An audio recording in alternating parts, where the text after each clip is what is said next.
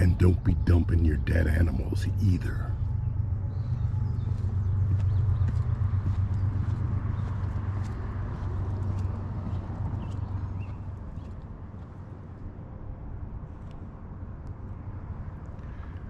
I want to quickly recap some of the most important things I've learned in the last 8 days and 8 videos. Number 1, if all I want is a quick, basic, maybe even grim hoof that might also be somewhat of a multi-purpose trip, all I need to do is hike up Joy Nevin Street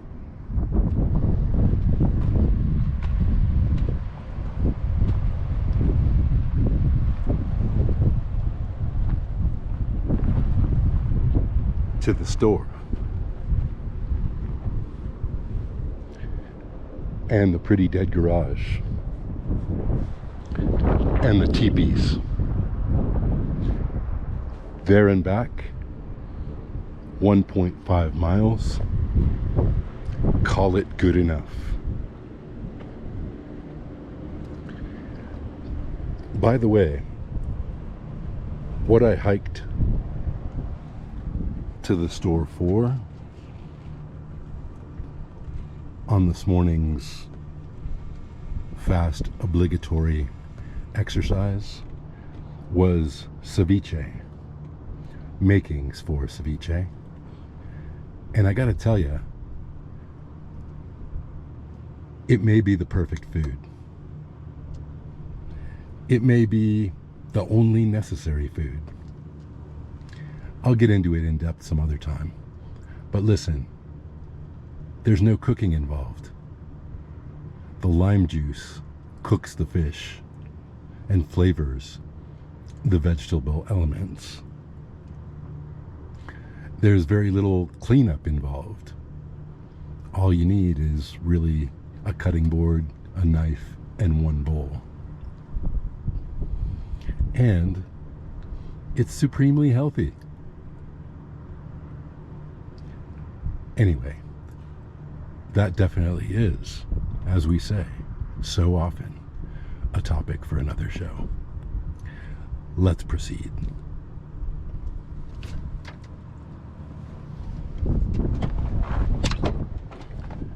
Let's say I was in a slightly better mood and I wanted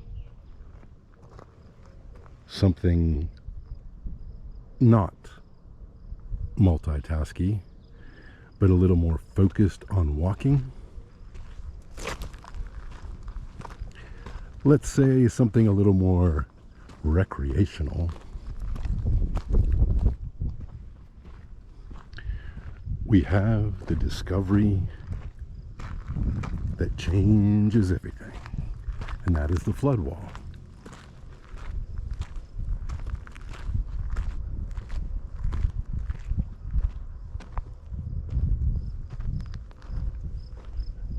To the east, the flood wall is definitely unsatisfactory, ending as it does in a dead end with gunshots. Screw that.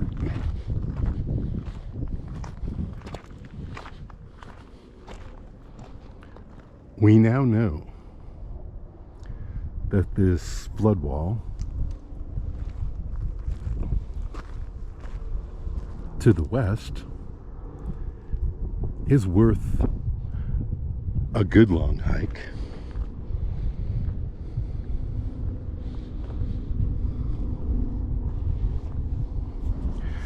The wind is right in my face. I can't duck it for you. But it's not just that this is a long to medium to even short option. for a walk. And if I decide on any given day to turn that walk into a long walk, it goes for miles up there to the wash. It goes for miles up there to the wash. And the wash has some potential, as yet unexplored, to turn into a real hike. We'll see about that. In the meantime, oh, this looks safe.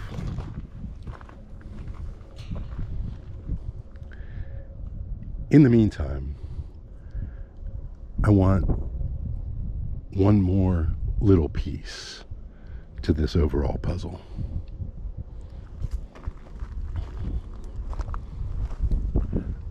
Right up there, just past the Apache tracks, there's that poured road. And that poured road does go down into this area. And I actually did, at great effort, brambly, clambery effort, make my way down to the water.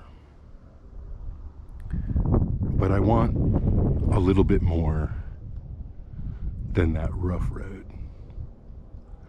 So what I'm going to do with my post walk today is go at it again from the other side, where we already know we can practically drive to the water's edge and be immediately down in the creek bed.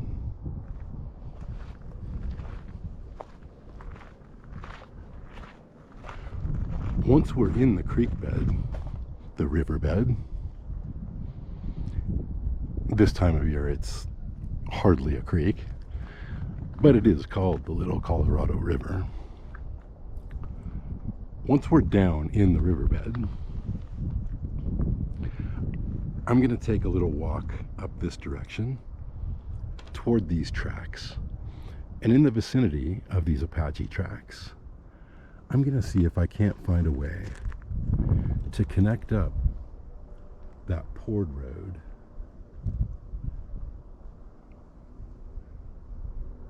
to the river proper.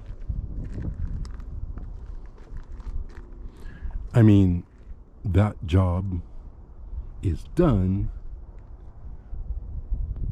but it's really just kind of almost done.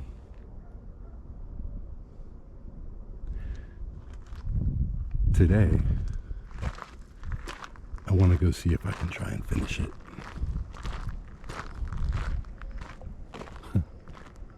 That's about the only person that I've ever seen also walking in this area. And I don't think he was even up on the flood wall.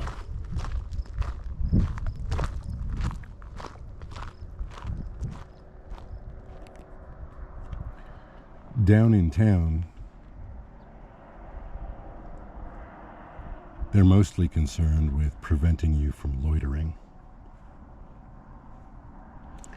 That's what the signs say.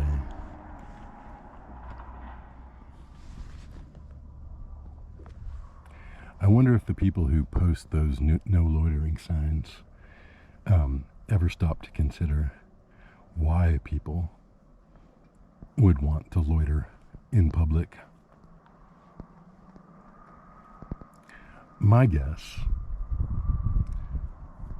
is that it's got something to do with them not having a place to loiter in private. Out here, the signs say that what they're concerned with is preventing you from dumping, whether, of course, that is of your dead animals or your used appliances or the couch you don't want anymore. I would say that on balance, there's a whole lot more dumping going on out here than there is loitering in town.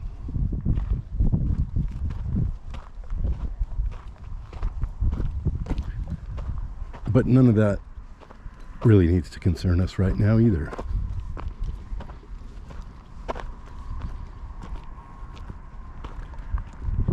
I'm just loving that there's a lack of no trespassing signs right here in this particular place, trying to prevent us from getting down to the river.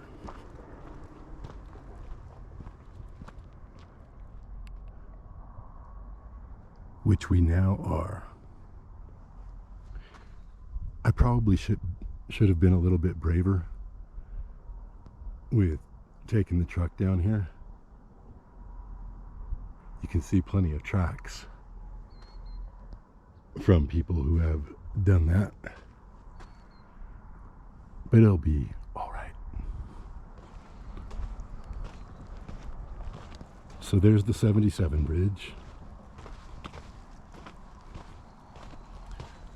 And it's the one after that that is our target. Now, it could be that it's going to be muddier than I'm hoping, and that I'll have to turn back for one more day. That right there is the narrowest point.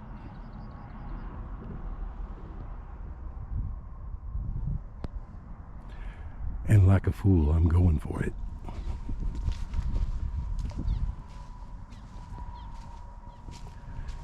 Damn, my shoes are gonna be caked. I should have wore the boots. You know what? That ain't gonna happen.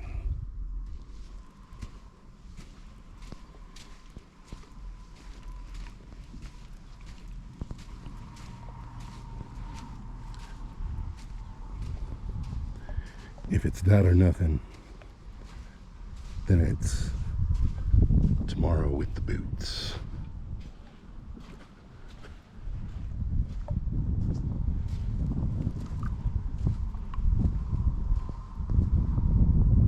Yeah.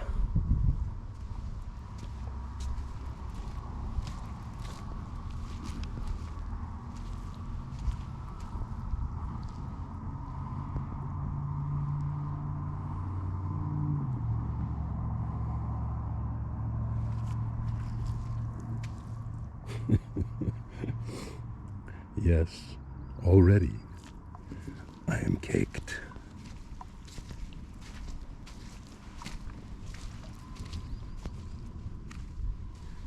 Wider, I got one more. Shallower.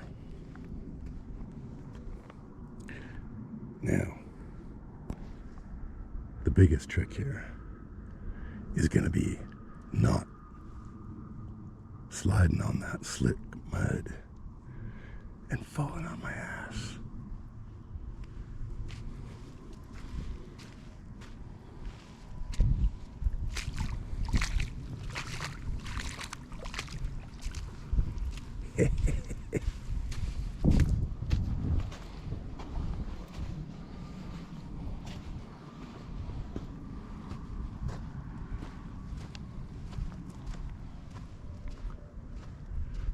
So there's what we would have had to clamber coming in from the southeast flood wall.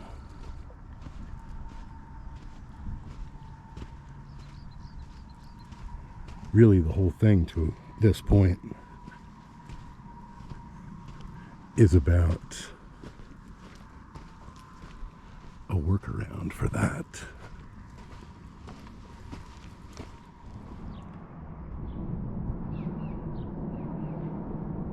So I thought for sure that I had it licked with that crossing. But down here under the bridge where the sun only reaches a couple of hours a day,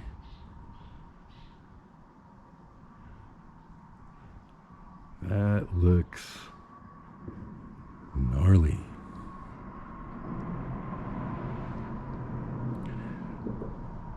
It's gonna be tomorrow, because I'm not messing with that. Even where I'm standing, I can feel myself sinking as I stand without moving.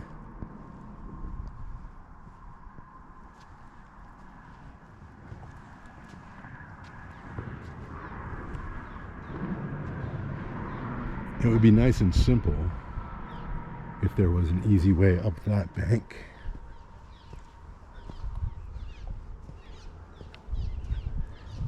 It might be possible if I could cross back over.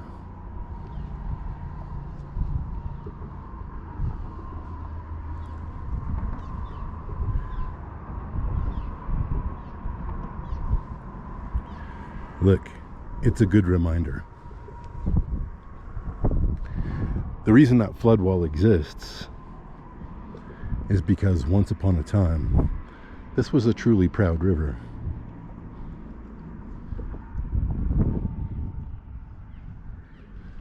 And it wiped out various early versions of Holbrook.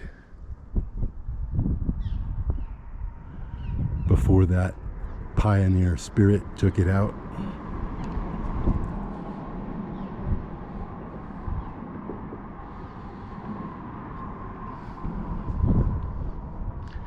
Even today, at a wetter time of year, the little trickle that we're looking at can become quite the torrent.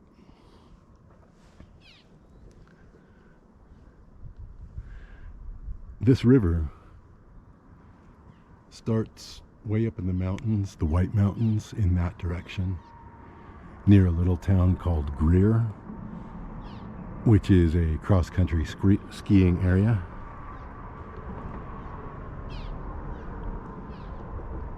And it winds down to the environs of Springerville, where they take their cut of the water, and then to Lyman Lake, where the river has been dammed, I think partly in the interests of the power company that is stationed right there. And after Lyman Lake, south of St. John's, what's left comes down to Concho, which is much closer to here, and which is an agricultural area. They take another huge cut of the water. And what you see is what's left.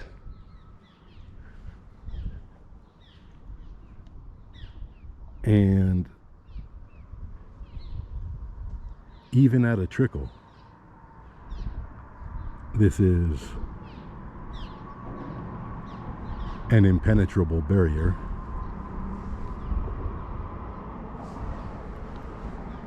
for someone in street shoes, light hikers.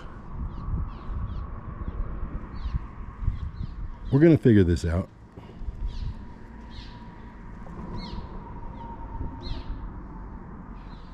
But not today.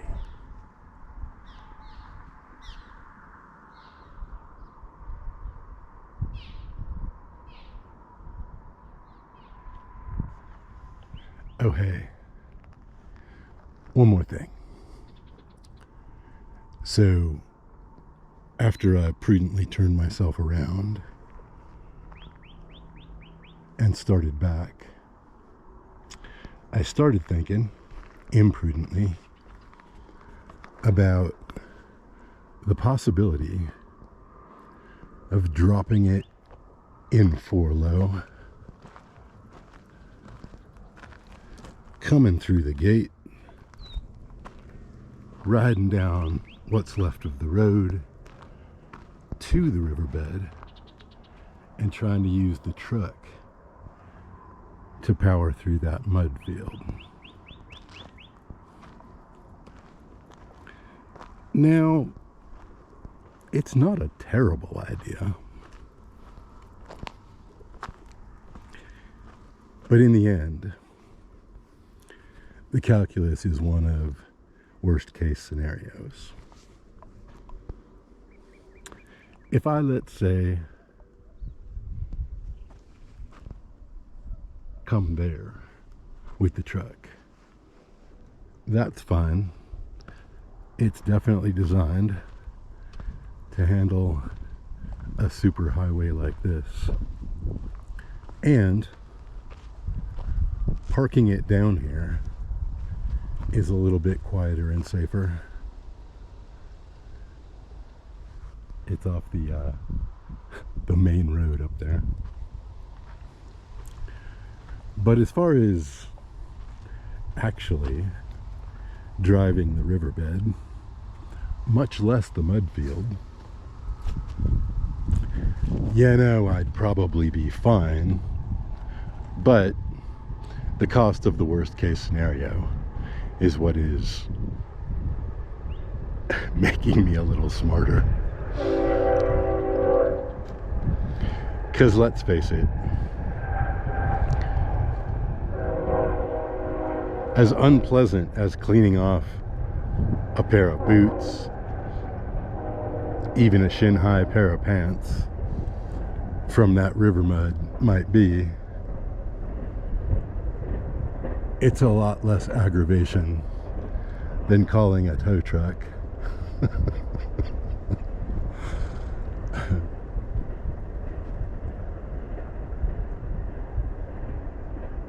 So yeah,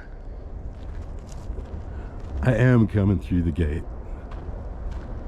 I am not going to take the truck down into the wet. I'd probably be fine.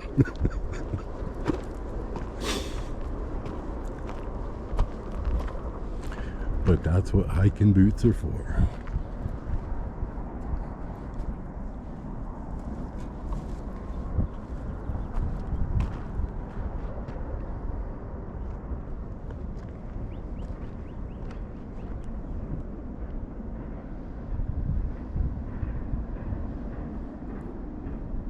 It's looking pre-monsoonal already.